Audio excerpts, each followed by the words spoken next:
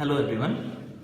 Our next chapter of class 8th is chapter 2nd, that is microorganisms. Friend and foe means microorganism हमारे friend हैं या हमारे enemy हैं, हमें उसके बारे में डिस्कस करना है. So the first question for us is what is microorganism.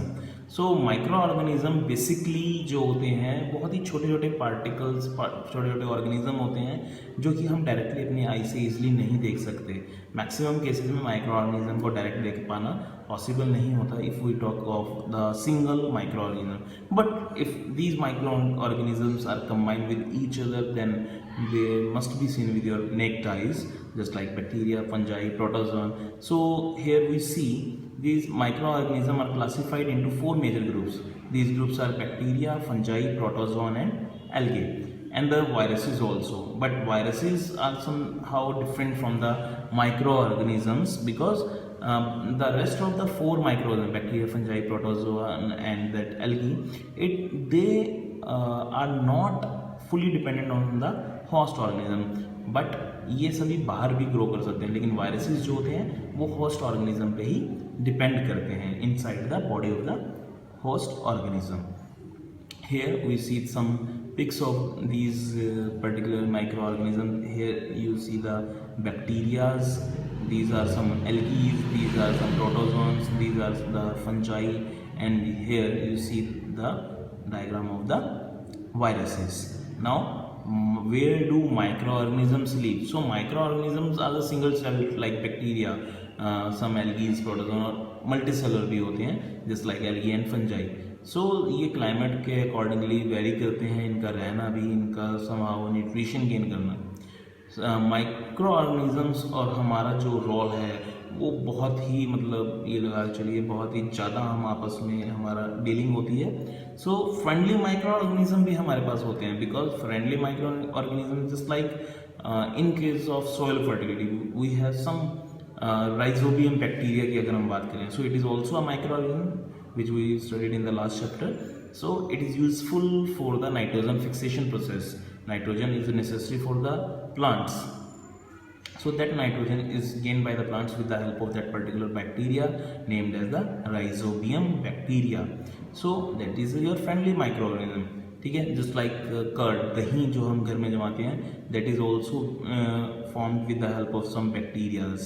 So lactobacillus bacteria की अगर हम बात करें that promotes the formation of curd. So yeast also is there, commercial use of micro organism, juices वगैरह जो होते हैं, ईस्ट होता है, अल्कोहल, वाइन बनाने के लिए बहुत सारी चीज़ों में ईस्ट का यूज़ होता है. सो it is also an micro organism for us. So east हमारा बहुत यूज़ होता है. जस्ट लाइक फर्मेंटेशन, एक प्रोसेस हम इसमें पढ़ेंगे. फर्मेंटेशन प्रोसेस क्या होती है? So the process of conversion, here you see the process of conversion of sugar into alcohol is known as the fermentation process. It is also an important question for you. Clear? Medical film, the next one is the medicinal use of microorganism. medicinal use क्या होता है कि जो antibiotics हमारी बनती हैं उन सब के अंदर भी हमारा माइक्रो ऑर्गेनिज्म का यूज़ होता था. Source of these medicine is micro organism. जो इंजेक्शंस हम बनाते हैं, एंटीबायोटिक टैबलेट्स हम बनाते हैं, सो दीज सच मेडिसिन्स ये इस पैराग्राफ में आपको देखने को मिलेगा. सो इस टाइप के जो ऑर्गेनिज्म होते हैं वो एंटीबायोटिक्स बनाने में हमारी हेल्प करते हैं. Here in this page you have seen some vaccines, some antibodies, some antibiotics. Here on this page we have seen the use of these microorganisms in case of your medical purposes, just like making the antibiotics, antibodies और many other vaccines also. उन सब के अंदर आपका micro organism का use होता है, तभी वो वैक्सीन्स वगैरह हमारी तैयार हो पाती हैं. Even in the case of increasing soil fertility, उसमें भी आपका, मैंने अभी आपको बताया भी था, नाइट्रोजन फिक्सेशन प्रोसेस होती है, तो वहाँ पे भी आपका यूज़ किया जाता है उसका. So here we see the nitrogen fixing bacteria, जिसको साइनोबैक्टीरिया ब्लू ग्रीन एल्गी की फॉर्म में यहाँ पे शो किया गया है. Cleaning the environment also you have seen on this page. These are your friendly microorganism. But if we talk about the harmful microorganisms, so just like जितनी भी हमें डिसीज होती हैं, इवन जो फर्दर आप सुन रहे हो आजकल कोरोना वायरस की हम बात कर रहे हैं, तो व्हाट इज वायरस?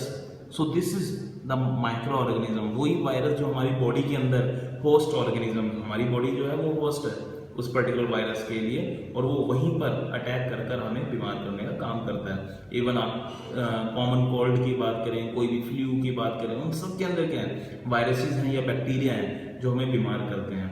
सो वो हमारे हार्मफुल माइक्रो ऑर्गेनिज्म है, डिसीज कॉजिंग माइक्रो ऑर्गेनिज्म। सम जो पर्टिकुलर होते हैं वो कम्युनिकेबल, जैसे just like our corona disease. Corona एक कम्युनिकेबल डिसीज है, बहुत ही जल्दी इधर से उधर फैलती है, ठीक है। Just like common cold, chicken pox, tuberculosis, ये सारी की सारी हमारी वो पर्टिकुलर बीमारियां हैं जो माइक्रो ऑर्गेनिज्म के थ्रू फैलती हैं। क्लियर?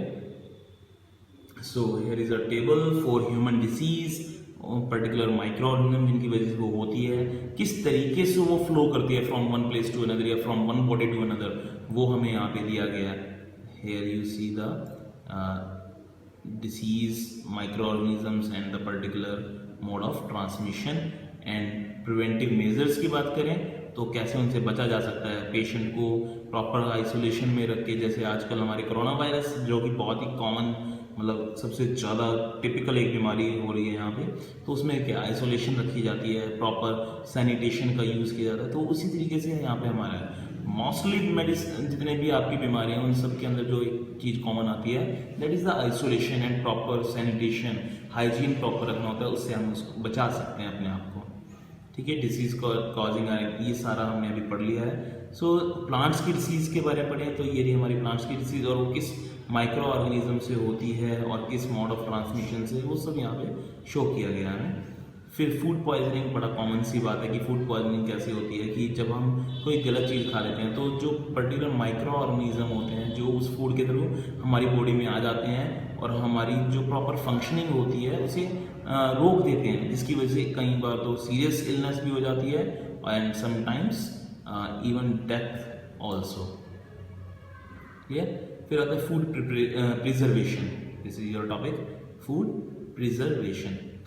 फूड प्रिजर्वेशन का मतलब आता है कि हम फूड को कैसे बचा कर रख सकते हैं, उस फूड को किस तरीके से बचाया जा सकता है। तो घर में भी हम कॉमनली ये मेथड यूज़ करते हैं। बड़ी बड़ी फैक्ट्रीज में जो मेथड यूज़ होते हैं, these are the chemical method, preservatives को डाला जाता है, जस्ट लाइक आपका रियल जूस आता है मार्केट के अंदर, तो उन सब में क्या है, प्रिजर्वेटिव डाले जाते हैं कि बहुत लंबे टाइम तक वो चले। स्कैश, जैम्स, इन सब में, पिकल्स में प्रिजर्वेटिव डलते हैं। कॉमन सॉल्ट के थ्रू आप प्रिजर्व कर सकते हैं चीज़ों को, just like meat and fish को सॉल्ट लगा के प्रिजर्व किया जाता है। शुगर के थ्रू होता है, ऑयल एंड विनेगर, जैसे अचार होते हैं हमारे यहाँ, सिरका होता है विनेगर, उन सब में हीट एंड कोल्ड ट्रीटमेंट्स के through.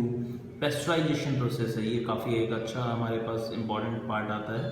पेस्चराइज्ड milk can be consumed without boiling, it is free from harmful microbes. The milk is heated to about 70 degree Celsius for 30 second and then suddenly chilled and stored. गर्म करने के बाद एकदम से उसे ठंडा कर दिया जाता है। उसकी वजह से क्या होता है, जो बैक्टीरिया की ग्रोथ होती है वो रुक जाती है।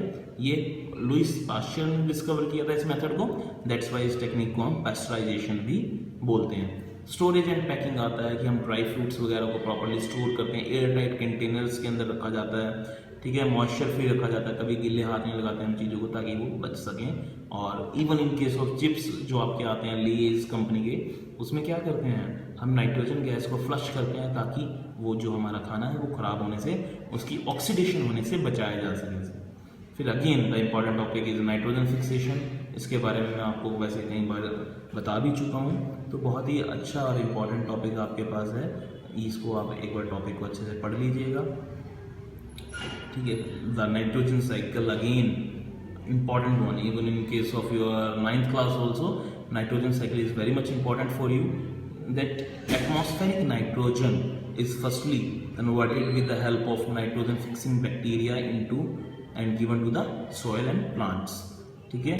then with the help of lightning also plants उसको लेते हैं, soil उसको लेता है, soil से plants में जाएगी आपकी nitrogen with the help of arrow you have seen here।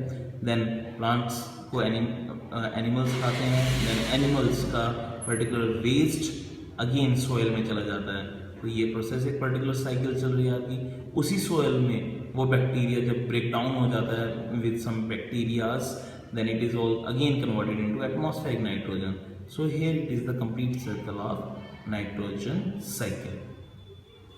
So it is your chapter, it is the basic criteria or basic needs of microorganism. It is a very vast chapter that you have also studied in your senior classes also. So just इसको properly एक बार read out करिए, इसके main points देखिए और आपके फिर NCERT exercise and questions हैं, फिर आप उन्हें प्रॉपरली सॉल्व कर लीजिएगा।